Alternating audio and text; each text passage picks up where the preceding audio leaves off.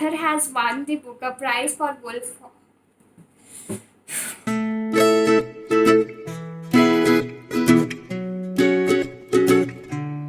Hey everyone, welcome back to my channel Pickup Books. I'm Komal and today's video is going to be about my latest book haul from Bookchor Lock the Box sale. So this is the box. It's pretty heavy. I'll keep the box aside for now. So I happened to be in Hyderabad during the Lock the Box sale and I got a good 17 books for 1799. The concept here is that there are 3 different size boxes and there is a price attached to each of the box, and all you have to do is pay for the box and you can fit in as many books as you want, with only condition that the box has to be sealed completely. So the number of books that you purchase will depend upon the size of each book. Suppose you buy one thick book, that can take the size of almost 3 to 4 books, and also depends on the arrangement. Without further blabbering, let's get on with it. All the books links will be left in the description below, so you can check that out and you can buy using those links, which will help me.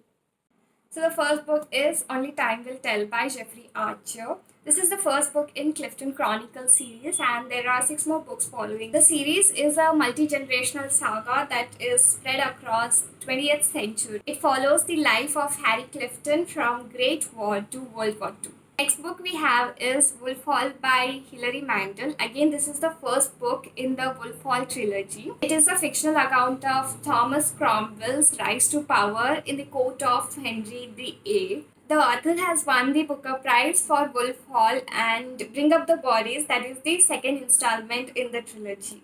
And it's a pretty thick book. The next book is The Help by Katherine Stockett. The story is about African Americans working in white household in Jackson, Mississippi in the early 1960s. The book also has movie adaptation with the same name. The next book we have is Catch 22 by Joseph Heller. It tells the story of a US Army squadron based in Italy during the World War II and a pilot named Yosarin who thinks everyone is trying to kill him. It is deeply serious and yet brilliantly funny at the same time. The next book we have is Tess of the Aberwells by Thomas Hardy. I hope I'm pronouncing it right. So Tess Derbyfield is a daughter of a poor villager and one day she finds that she might have been descended from the ancient family of Aberwells. She meets a man called Angel Clare who offers her love and salvation, but Tess must choose whether to remain silent or to reveal her past in hope of a peaceful future. Note that most of the books are second-hand. So the next book here is Picture of Dorian Gray by Oscar Wilde. Here a young man named Dorian purchases eternal youth at the expense of his soul. The next book we have here is Wonderful Wizard of Oz by Elle Frank. I actually finished reading this book.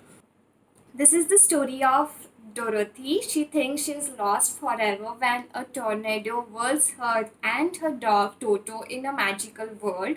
And in order to get home, she has to find the wonderful witch in the Emerald City of Oz. And on the way, she meets Scarecrow, the Tin Woodman, and the Cowardly Lion. The next book we have is Killing Floor by Lee Child. This is the first book to feature the character Jack Reacher. He is an ex-military policeman. He is passing through Georgia and in less than an hour he gets charged with murder. And all Jack knows that he did not kill anyone, at least not in Georgia. The next book is Die Trying by Lee Child. This is the second book after Killing Floor. In Chicago, former military ex-policeman Jack Reacher is helping a young woman with an injured leg with her dry cleaning when they are held at gunpoint by 3 men and they are driven across the country. The next book we have here is Tell Me Your Dreams by Sidney Sheldon. I loved reading this book. It is the story of 3 beautiful young women who are suspected of committing a series of brutal murders, and the police makes an arrest that leads to one of the bizarre murder trials.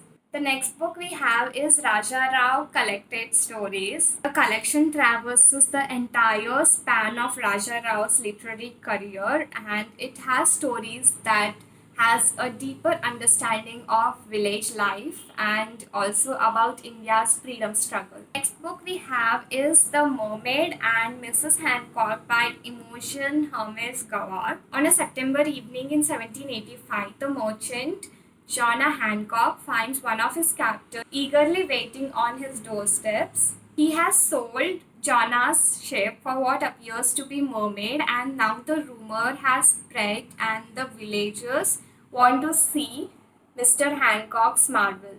The next book we have is The Art of War by Sun Tzu. Around 2500 years ago, Sun Tzu wrote this classic book on military strategy based on Chinese warfare. Since that time, all levels of military have used the teachings of Sun Tzu and they have adapted their teachings in politics, business, and everyday life. The next book we have here is Eat, Pray, Love by Elizabeth Gilbert. So, this is a memoir.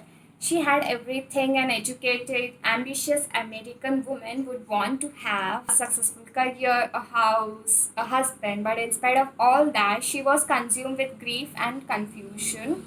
She went through a divorce, depression, and another failed love, and eradication of everything she thought she was supposed to have.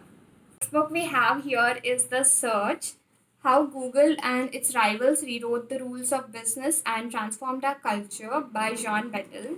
So the author Jean Bettel was one of the founders of the industry standard and the original editors of Wired magazine. In this book, he indicates his desire to understand the cultural anthropology of search and search engines. The next book we have here is Company of One: Why Staying Small is the Next Big Thing for Business by Paul Jarvis.